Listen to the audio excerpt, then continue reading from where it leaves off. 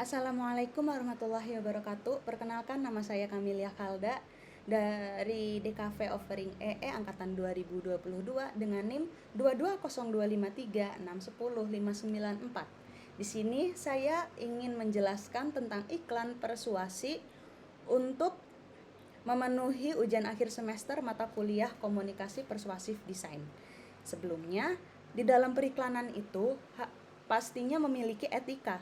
Nah, dalam beriklan itu harus yang pertama jujur, benar, dan bertanggung jawab. Dua, bersaing sehat tanpa menjatuhkan satu sama lain, tanpa menyudutkan satu sama lain. Lalu melindungi dan menghargai khalayak, tidak merendahkan agama, budaya, negara, dan golongan, serta tidak bertentangan dengan hukum yang berlaku. Dan yang berarti tidak mengandung unsur sara. Selanjutnya, di sini saya ingin menjelaskan tentang jenis-jenis iklan persuasi. Jadi, persuasi itu dibagi menjadi 4. Persuasi rasional, persuasi emosional, persuasi berbasis fakta, dan yang terakhir persuasi sosial. Yang pertama, persuasi rasional. Nah, iklan ini bersifat impersonal. Dalam iklan ini menggunakan daya tarik yang memfokuskan pada kebutuhan fungsional, kegunaan, atau kebermanfaatan suatu produk dan memfokuskan pada produk dan manfaat yang diperoleh jika menggunakan produk tersebut. Nah, ini adalah contoh iklan persuasi rasional yang saya berikan. Pertama, dari PT Bridgestone Tire Indonesia. Di sini memang saya mendapatkan foto ini karena ayah saya bekerja di PT Bridgestone Tire Indonesia yang memproduksi ban untuk mobil-mobil yang ada di Indonesia ini. Nah, di visual gambar ini memvisualisasikan jika ban duler ini bisa untuk mobil yang besar, yang untuk berkendara di pegunungan, di jalan-jalan yang becek, jalan-jalan yang penuh dengan lumpur.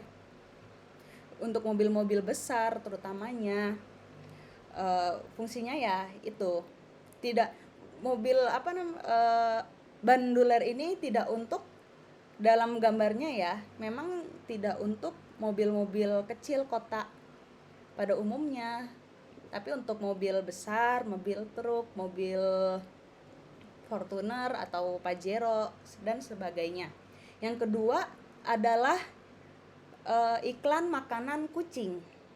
Di sini iklan makanan kucing memberikan contoh jika anak kucingnya ini kalau mau makan kucing, kalau buat anak kucing yang warna yang paling bawah, jika yang untuk kucing dewasa bisa yang berwarna hijau, kuning, oranye, dan ungu. Nah, untuk kucing hamil itu bisa berbarengan dengan kucing menyusui atau anak kucing yang usianya sebelum atau sesudah 4 bulan.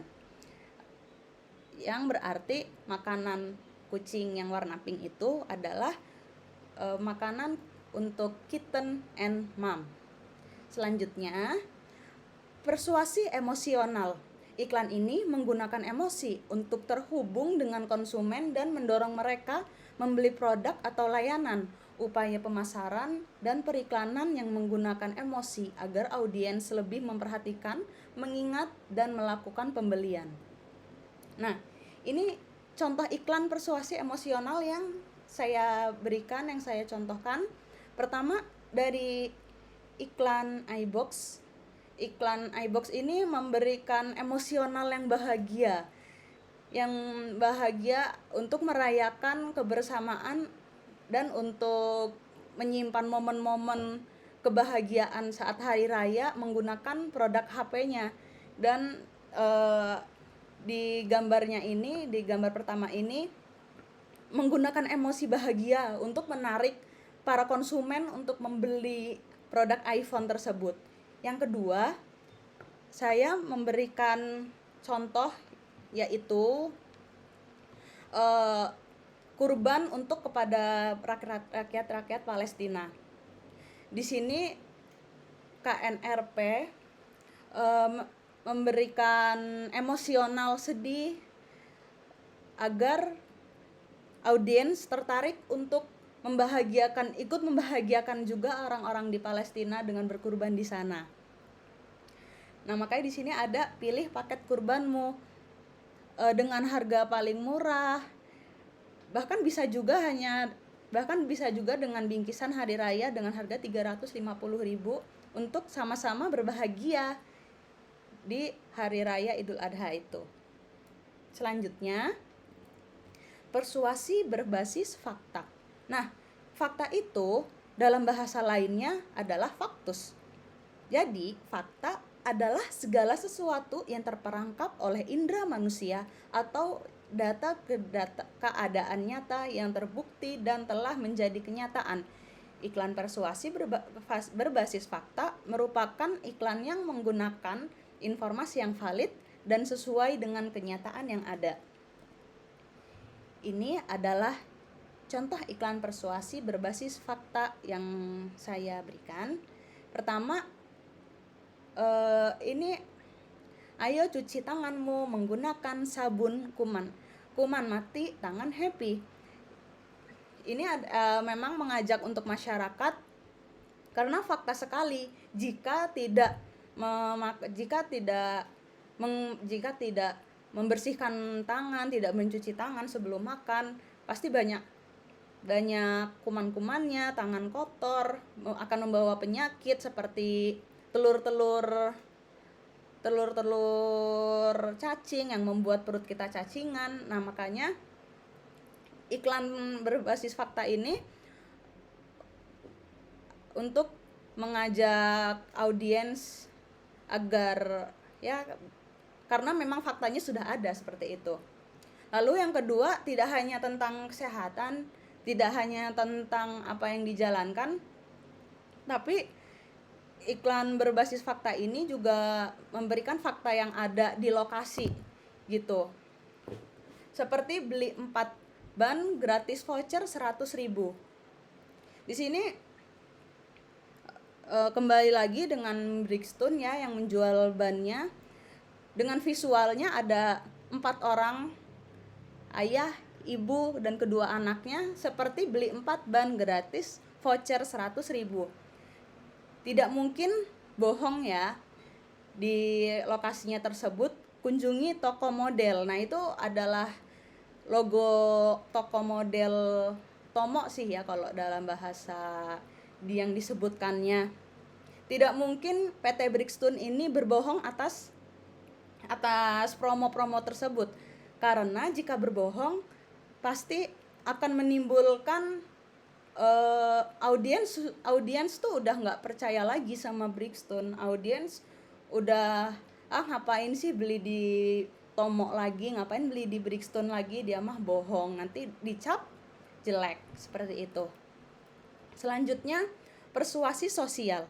Iklan persuasi sosial ini adalah bentuk pengendalian yang dilakukan dengan membujuk atau mengajak orang lain agar audiens tertarik dan yakin pada produk dalam iklan tersebut. Nah, ini contoh iklan persuasi sosial. Yang pertama, dari dalam poster iklan ini, begitu besar pahala membantu menyebarkan poster dakwah. Iklan ini memvisualisasikan untuk mari kita menyebarkan dakwah, menyebarkan ilmu walau sedikit, dan karena menyebarkan poster ilmu dakwah itu sangatlah besar pahalanya. Nah, selanjutnya ada iklan gotong royong lawan Covid 2019 saat itu. Tahun 2020 hingga 2021